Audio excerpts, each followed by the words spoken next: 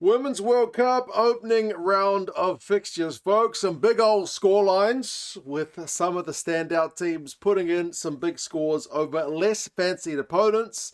I've gone through, watched some of the games and watched some of the highlights because time difference for those of us here in NZ has been pretty brutal. But for the first 3 days, we'll go through a few kind of key events and standout performers from each of the teams and some of the key stats because you know I love a stat.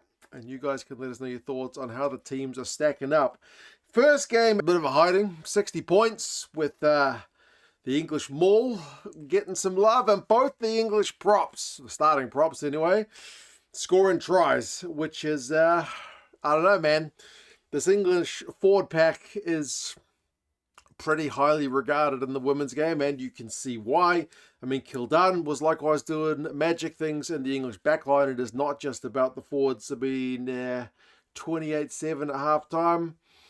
Is maybe not as convincing, but the second half, England absolutely ran riot. They did get a try in the first half. The Americans, their big lock, I forget her name, had some absolute wheels for a lock from kind of a half break, but they really struggled for possession and for territory in that second half. So, yeah, pretty convincing win for England. I will admit I have something of an irrational dislike of the English women's team. I say it's irrational. It's about me. It's not about them. I think it's just because of how highly ranked they are, because of how long it's been since they've lost, and just how dominant they are at times. I just really, really want them to lose. It's like watching Star Wars. They're like the Empire. They even wear white. I just want the rebels. I want the rebels to get up there. But man, England are going to take some beating.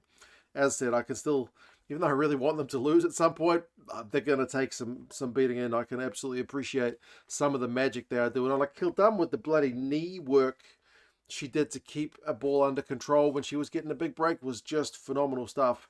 And I was kind of questioning my own psychology when England was celebrating. Admittedly, they were like massively up in the game. Was it the length of the field try they scored when they were celebrating like crazy? I was like, come on, girls. You're like 50 points up. What are you celebrating for like you won the World Cup? And why wouldn't you celebrate? You just scored a bloody amazing try. As I said, it's more about me than anything else, but yeah, they are looking pretty impressive. Speaking of Ali Kildare, 153 meters for her, 4 defenders beaten, 2 tries, 2 assists. Those are some pretty hecka good stats for the US. They conceded 12 penalties, 9 of which were to their props. So, yeah, English forward pack is pretty dominant. The game finished with 11 clean breaks to 4. England are looking pretty good. Likewise did the Aussies with their 73-0 demolition of Samoa. Desiree Miller got 3 tries in the first half in that one, which is a pretty impressive feat. And one thing to note about this one, it's interesting in that the Aussies started faster. They scored 45 points in the first. So they outscored their own second half, which in a lot of the other games, it was a bigger second half than a first half for the dominant side. Not so much for the Aussies. And also kind of interesting that the Aussies just kicked it a lot more. The final kick count was 26-8. That's a pretty lopsided number for the Aussies to be putting so much boot to ball. They weren't the only team by any means to be putting boot to ball this week, but it's just one of the kind of more lopsided counts. Along with all the attacking numbers, I think you need to give a big shout out to Emily Chancellor, the flanker. For the Aussies, 27 out of 29 tackles is a massive defensive shift in keeping the Samoans scoreless. She also got a couple of turnovers. She also got a try on her own as well. But, yeah, you got to give some credit to the Aussie defensive work because it's always a pretty special one when you can nil a team.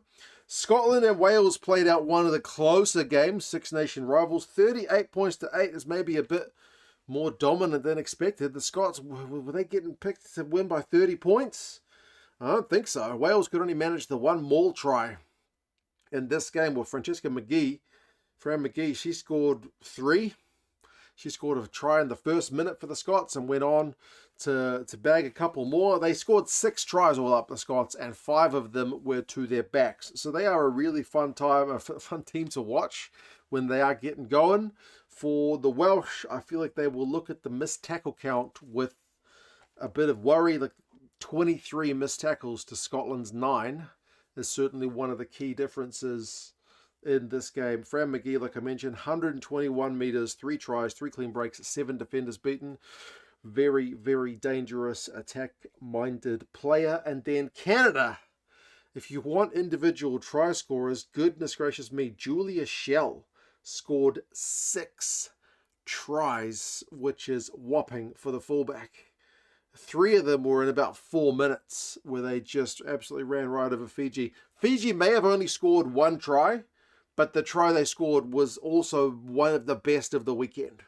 Like, I don't watch that much women's rugby, so I am unfamiliar with many of these players, but that Fijian try, from kind of a weird nothing kick, which they were able to regather and then get the offloads going. Lamani finished it. That was worth a highlight of its own, that one Fijian try. But yeah, 65 points to 7. De Goody got one from a line-out move. They mauled a lot, the Canadians, 11 mauls in this game against Fiji. And, even when they had a yellow card, they still looked the more dominant of the side, did the Canadians. But Julia Schell's obviously going to get all the plaudits with you score 6 tries.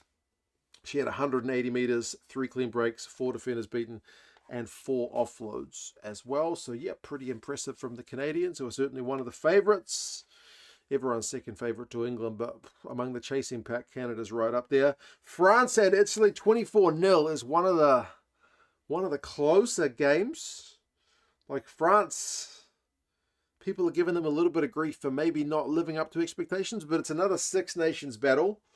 And boy, did they win some turnovers. In particular, their number 6, Charlotte Escudero, won 5 of France's turnovers, which is a pretty epic shift. They got the first score on 27 minutes through Grise with some real gas.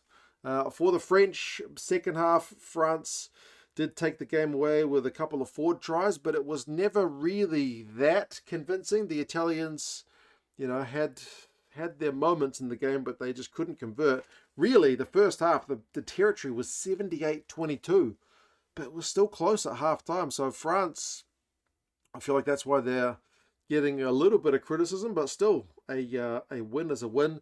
Along with their 5 turnovers, Escudero had 17 from 18 tackles and was one of those French forward try scorers. So impressive outing from her. For the Irish against Japan, it was 42-14. There is 6 different try scorers for the Irish in this game, so they were spreading the love around some of the different players. A couple of wingers tries, there were a couple of maul tries. One of them was like a penalty try. Evie Higgins, though, goodness me, her intercept was a proper worldie as well. She went 80-90 meters as the Japanese were on attack, clocked up some run meters for her. She also set up a try. Japan did get a couple, one in each half, to at least give their fans something to cheer about. I think 100% goal kicking from both sides in this one, which is also pretty impressive. But run meters 623 to 295. So the Irish run meters is one of the indicators of a pretty dominant side. 42-14, a bunch of run meters. It is a pretty dominant one. But as I said, Evie Higgins with that intercept gets about 90 in that one go. She gets a try assist, 150 meters, and also beats 7 defenders. So pretty cracking stuff from her. But my favorite player, I think, of the week is the South African number 8. Oh my goodness me. Her name is Aseza Hele.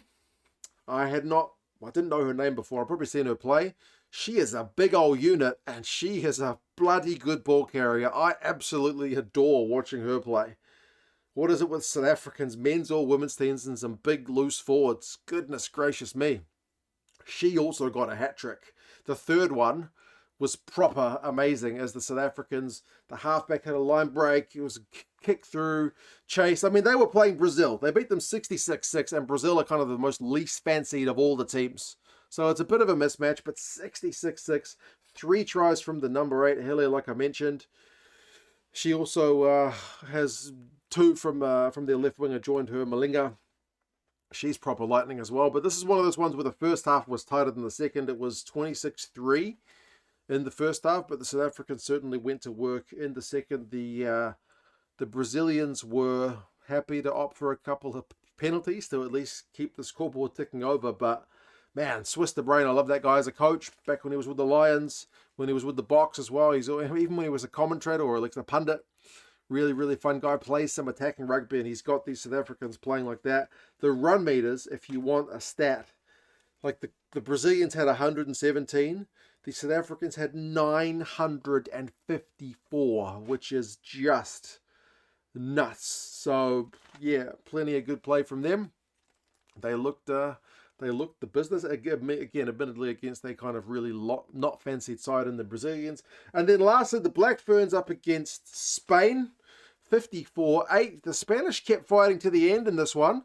They managed to get the last try of the game right at the death. It's a shame they couldn't get the conversion to get double figures because they just ran the kick clock down too low. But yeah, 54 points to 8. Georgia Miller lived up to a bit of her big billing as well, scoring the first 2 Black Ferns tries on 13 and 17 minutes. So it did take the Black Ferns, who were in white, for this one a little while to get going. Halftime score again. It's one of those ones where the first half was less convincing, 21 points to 3. Second half they scored some more tries from mauls, scrums, wingers. Like it was some proper power from the Black Ferns. Portia Woodman-Wycliffe got on the board from the bench. Renee Holmes was carving things up. Kai Paulson Baker's injury, it's a bit of an unfortunate one. She had to go off on a stretcher, which is, you never want to see that. But they busted a lot of tackles, the Black Ferns. The defenders beaten count is 9 for Spain, 61 for the Black Ferns. But I don't think they'll be happy with the coughed up ball. Like, turnovers conceded is 22-19, which I think is higher than any of the games. So the Black Ferns will need to kind of get a bit sharper as the tournament goes on. But hey, it's the first match of the tournament. Renee Holmes, 3 try assists, 139 metres. Cracking effort from her. But yeah, that is the opening week of the Women's World Cup.